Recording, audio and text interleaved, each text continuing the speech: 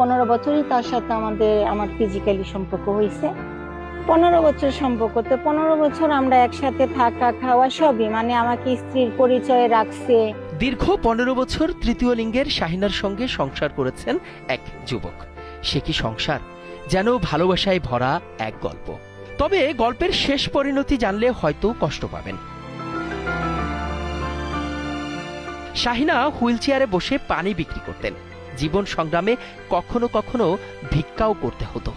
এই ধূসর জীবনে একদিন প্রেম আসে। কিশোরগঞ্জের জিতু মিয়া আর শাহিনা আক্তারের প্রেমের বয়স বড় হতে থাকে। একদিন তৃতীয় লিঙ্গের শাহিনা বিয়ের দাবি তুলেন। তবে জিতু উত্তর দিলেন যে সংসারে কোনোদিন বাচ্চা কাচ্চা আসবে না, সেটা আবার সংসার হয় কিভাবে? জিতুর এমন উত্তরে শাহিনার কাছে অভিশাপ মনে হলো। তিনি বুঝে গেলেন তৃতীয় লিঙ্গের মানুষ আসলে সম্পূর্ণ মানুষই না। 15 বছরের সম্পর্কের হিসাব মিলাতে গিয়ে দেখলেন জমার খাতা একেবারেই শূন্য। নানা প্রতিশ্রুতি দিয়ে এরই মধ্যে জিতু হাতিয়ে নিয়েছে 15 থেকে 20 লাখ টাকা, এমন দাবি করেছেন তিনি। দীর্ঘ 15 বছর পর তার মনে হচ্ছে সে আমাকে নিয়ে থাকতে পারবে না, তার বাচ্চা কাচ্চা প্রয়োজন। অবশ্যই তার বাচ্চা কাচ্চা প্রয়োজন, আমিও সেটা অস্বীকার করি না, কিন্তু আমিও তো একজন পঙ্গু মানুষ, আমারও তো একটা ভবিষ্যৎ আছে। স্বামী স্ত্রীর মতো সম্পর্কের বিশ্বাস থেকেই নিজের সব সঞ্চয় তুলে দেন জিতুর হাতে। ভবিষ্যতে সংসার হবে, একসঙ্গে জীবন কাটাবেন, এই আশাতেই বছরের পর বছর পাশে ছিলেন তিনি। আমরা স্বামী স্ত্রী পরিচয়ে একই বাসায় থাকতাম, একসাথেই 15 বছর থাকি। তো এই 15 বছরের মধ্যে আমার যত উপার্জিত অর্থ, টাকা পয়সা সব আমি তাকে দিয়েছি। মানে সে এত যত্ন করেছে আমার, আমি যে কোনো ডকুমেন্ট করব বা কিছু করবো এরকম কিছু হয় নাই। আমি ওগুলো অন্ধের মতো বিশ্বাস করছি। সে আমাকে ব্যবহার করে আমার টাকা পয়সা নিয়ে আজ সে তার মতো চলে যাচ্ছে। হুইলচেয়ারে বসে পানি বিক্রি, মানুষের সাহায্য আর ভিক্ষাবৃত্তি করে যা আয় করতেন সবই দিতেন সেই যুবককে। কিন্তু শেষ পর্যন্ত প্রতিশ্রুতি রাখেনি জিতু। কি হয়েছে? মিনিস্টার ফ্রিজ কিনে হাম্বা জিতেছে। মিনিস্টার ফ্রিজ কিনুন, হাম্বা জিতুন, আরো আছে আকর্ষণীয় উপহার। বরং সম্পর্ক অস্বীকার করে দূরে সরে গেছেন বলেও অভিযোগ শাহিনার।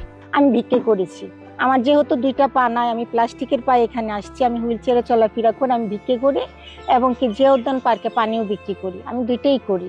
এভাবে আমার উপার্জিত রাস্তা।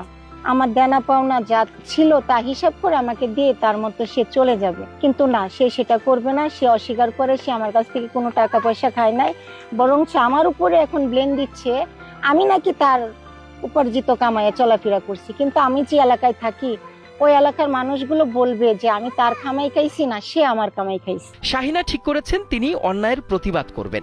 প্রতারণার অভিযোগ এনে মামলা করেছেন সংশ্লিষ্ট ব্যক্তির বিরুদ্ধে। তার ভাষ্য শুধু টাকা নয়, ভেঙে গেছে তার বিশ্বাস, স্বপ্ন আর জীবনের ভরসাও।